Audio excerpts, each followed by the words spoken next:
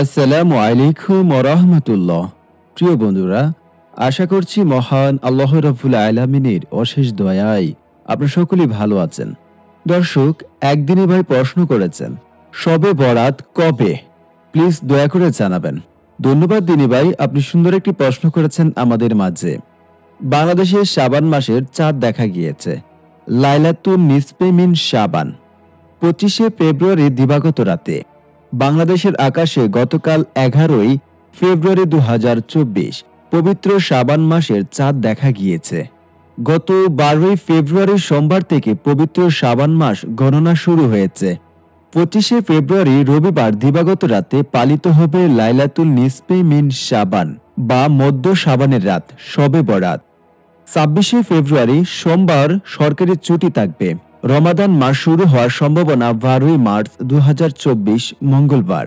এই মাসে IMA beech 3টি সিয়াম রাখতে হবে, যথাক্রমে 24, 25 ও 26 ফেব্রুয়ারি, শনি, রবি ও সোমবার। নবীজি সাল্লাল্লাহু আলাইহি ওয়াসাল্লাম সবসময় চন্দ্র মাসে 13, 14 ও 15 তারিখে সিয়াম পালন করতেন। মাসের যে কোনো 3 দিন সিয়াম পালন করা সারা মাস সিয়াম রাখার সমতুল্য, কারণ প্রতিটি ভালো কাজের সওয়াব 10 গুণ পর্যন্ত আল্লাহ তাআলা বৃদ্ধি করে দেন। তাই আসুন আমরা রমাজানের প্রস্তুতির অংশ হিসাবে অত্যন্ত এই 3টি সিয়াম পালন করি। নবী সাল্লাল্লাহু আলাইহি ওয়াসাল্লাম শাবান মাসে এত বেশি সিয়াম পালন করতেন যে মনে হতো তিনি যেন সারা মাসই সিয়াম পালন করবেন, অথচ অনেক বেশি নফল সিয়াম রাখতেন। তাই আমাদের উচিত নিজেদের এবং পরিবারের অন্য সবাইকে নিয়ে সাধ্যমতো বেশি বেশি সিয়াম পালন করা। এটা ইনশাল্লাহ রমাদানে আমাদেরকে আরো বেশি মুত্তাকি হওয়ার ক্ষেত্রে সহায়ক হবে। আল্লাহ আমাদের সবাইকে তৌফিক দান করুক। এ মাসে একটি গুরুত্বপূর্ণ রাত হচ্ছে লাইলাতুল নিসফে মিন শাবান বা শাবান মাসের মধ্য রজনী, যা আমাদের সমাজে শবে বরাত নামে প্রচলিত।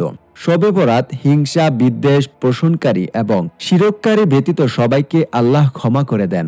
এ রাতে এই বিশেষ ফজিলত হাসিল করার জন্য আমাদের মনকে বিদ্বেষ মুক্ত এবং শিরক মুক্ত করতে হবে। আল্লাহ আমাদের সবাইকে হিংসা ও শিরক মুক্ত হয়ে লাইলাতুন নিসফে মিন শাবান ফজিলত হাসিল করার তৌফিক দান করুক। অন্যান্য বিশেষ দিবস রজনীর মতো এই রাতকেও কেন্দ্র করে অনেক ভুল ধারণা এবং বিদাত সমাজে প্রচলিত আছে। এ রাতের ফজিলত, সুন্নাহ সমর্থিত আমল এবং বর্জনীয় বিদাতগুলো সম্পর্কে আপনাদেরকে জানাবো ইনশাআল্লাহ অন্য কোনো ভিডিওতে। তো ভাই যে প্রশ্নটি করেছেন, আশা করছি বুঝতেই পেরেছেন। ধন্যবাদ আমাদের সাথে এতক্ষণ থাকার জন্য।